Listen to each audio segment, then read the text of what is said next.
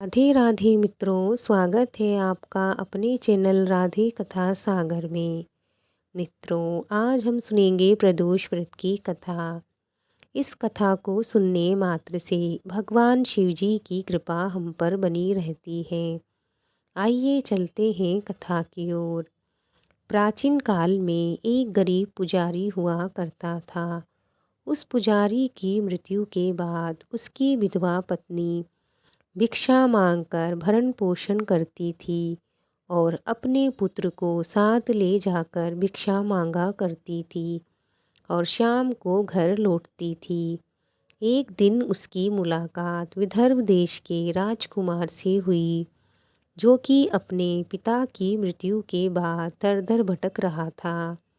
उसकी ये हालत पुजारी जी की पत्नी से देखी नहीं गई। वह उस राजकुमार को अपने साथ अपने घर ले आई और अपने ही बेटे की तरह उसका भी पालन पोषण करने लगी। एक दिन पुजारी की पत्नी अपने साथ दोनों पुत्रों को शांडिल्य ऋषि के आश्रम ले गई। वहाँ उसने ऋषि से शिवजी के प्रदोष व्रत की कथा एवं विधि सुनी तथा घर जाकर वह भी प्रदोष व्रत करने लगी। एक बार दोनों बालक वन में घूम रहे थे। उनमें से पुजारी का बेटा तो घर लौट गया, परंतु राजकुमार वन में ही रह गया।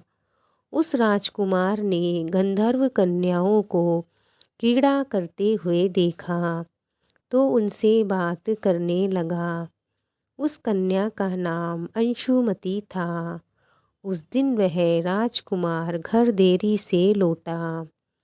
राजकुमार दूसरे दिन फिर से उसी जगह पहुंचा जहां अंशुमति अपने माता पिता से बात कर रही थी।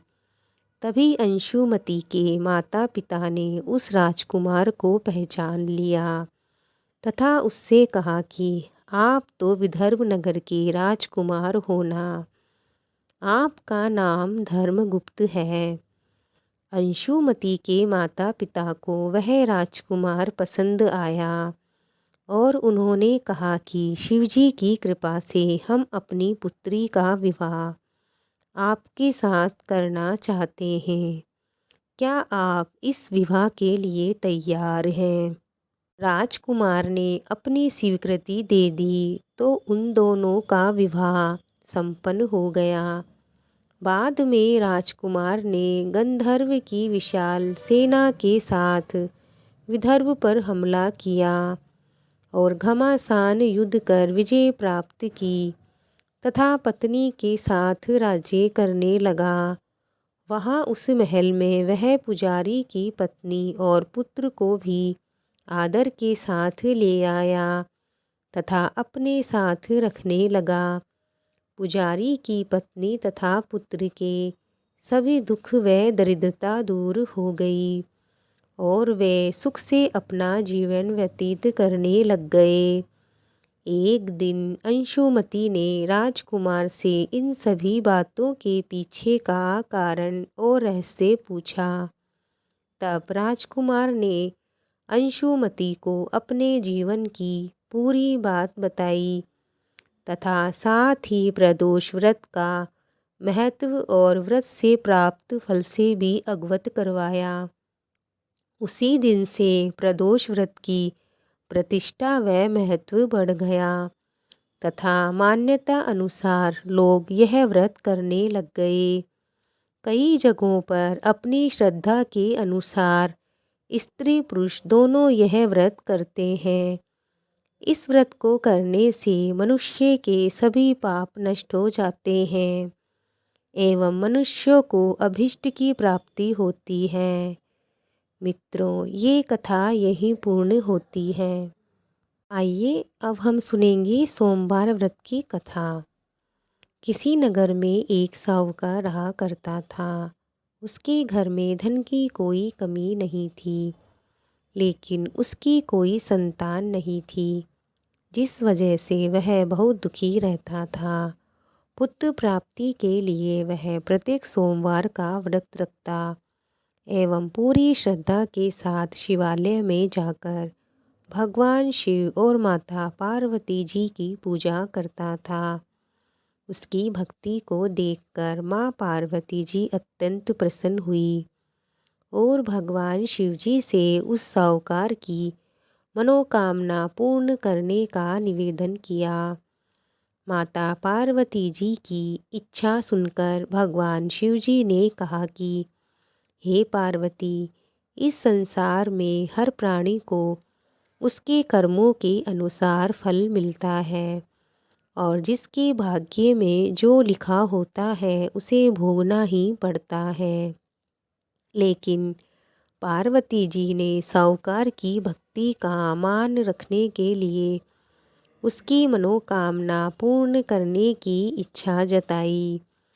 माता पार्वती के आग्रह पर शिवजी ने साहूकार को पुत्र प्राप्ति का वरदान तो दिया, लेकिन साथ ही यह भी कहा कि उसके बालक की आयु केवल 12 वर्ष होगी। माता पार्वती जी और भगवान शिव की इस बातचीत को साहूकार सुन रहा था। उसे ना तो इस बात की खुशी थी और ना ही गम। वह पहले की भांति शिवजी की पूजा करता रहा। कुछ समय उपरांत साहूकार के घर एक पुत्र का जन्म हुआ।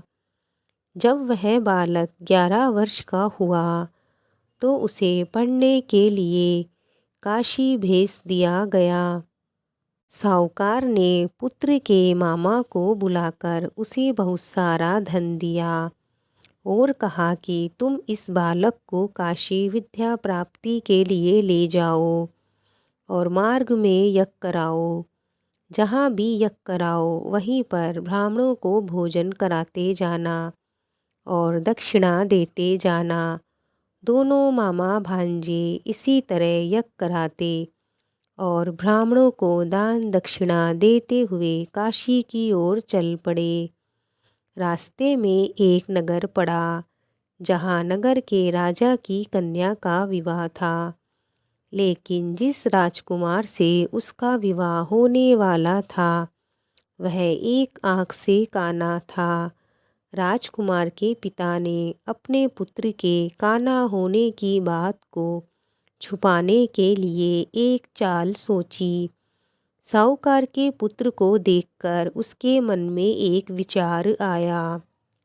उसने सोचा, क्यों ना इस लड़के को दूल्हा बनाकर राजकुमारी से विवाह करा दूं। विवाह के बाद इसको धन देकर विदा कर दूंगा और राजकुमारी को अपने नगर ले जाऊंगा। लड़के को दूल्हे के वस्त्र पहनाकर राजकुमारी से विवाह करा दिया गया। लेकिन साहूकार का पुत्र एक ईमानदार शख्स था। उसे ये बात न्याय संगत नहीं लगी।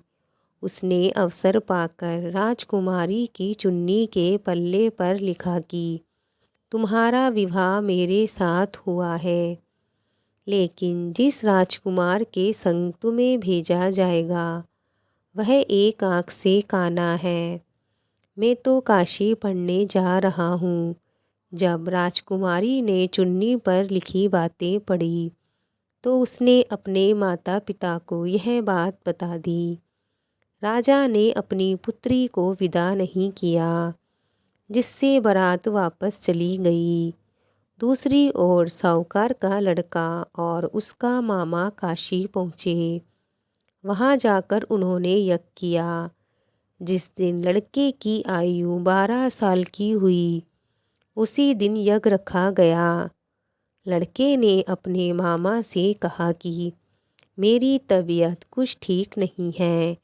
मामा ने कहा कि तुम अंदर जाकर सो जाओ। शिवजी के वरदान अनुसार कुछ ही क्षणों में उस बालक के प्राण निकल गए। मृत भांजे को देखकर उसके मामा ने विलाप शुरू कर दिया। संयोग वंश उसी समय भगवान शिवजी और माता पार्वती जी उधर से जा रहे थे। पार्वती जी ने भगवान से कहा, हे प्राणनाथ, मुझे इसके रोने के स्वर सहन नहीं हो रहे। आप इस व्यक्ति के कष्ट को अवश्य दूर कीजिए। तब भगवान शिवजी मृत बालक के समीप गए तो वह बोले कि यह तो उसी साहूकार का पुत्र है जिसे मैंने 12 वर्ष की आयु का वरदान दिया था। अब इसकी आयु पूरी हो चुकी है। लेकिन माता भाव से विभोर माता पार्वती जी ने कहा कि हे महादेव, आप इस बालक को और आयु देने की कृपा करें, अन्यथा इसके वियोग में इसके माता पिता भी तड़प तड़प कर मर जाएंगे। माता पार्वती के आग्रह पर भगवान शिव ने उस लड़के को जीवित होने का वरदान दिया। भगवान शिवजी की कृपा से वह लड़का जीवित हो गया। शिक्षा समाप्त करके लड़का मामा के साथ अपने नगर की ओर लौट रहा था। दोनों चलते हुए उसी नगर में पहुंच गए जहां उसका विवाह हुआ था। उस नगर में भी उन्होंने यज्ञ का आयोजन किया। उस लड़के के ससुर ने उसे पहचान लिया और महल में ले जाकर उसकी आओ भगत की और अपनी पुत्री को उसके साथ विदा कर दिया। इधर भूखे प्यासे रहकर साहूकार और उसकी पत्नी बेटे की प्रतीक्षा कर रहे थे। उन्होंने प्रण कर रखा था कि यदि उन्हें अपने बेटे की मृत्यु का समाचार मिला तो वह भी प्राण त्याग देंगे। परंतु अपने बेटे के जीवित होने का समाचार पाकर वह बेहद प्रसन्न हुए। उसी रात भगवान शिव ने व्यापारी के सपने में आकर कहा कि हे श्रेष्ठी, मैंने तेरे सोमवार के व्रत करने तथा व्रत कथा सुनने से प्रसन्न होकर तेरे पुत्र को लंबी आयु प्रदान करी है। मित्रों, ये कथा यहीं पूर्ण होती है। भगवान शिवजी की कृपा आप सब पर बनी रहे। जो कोई भी व्यक्ति सोमवार व्रत करता है या कथा सुनता है और पढ़ता है, उसकी भगवान शिव सब मनोकामनाएं पूरी करते हैं। अगर आपको आज की कथा पसंद आई हो तो लाइक ज़रूर करें, कमेंट में जय शिव जी की लिखें। मिलते हैं और एक नई कथा के साथ। तब तक के लिए जय श्री कृष्णा, जय श्री राधे।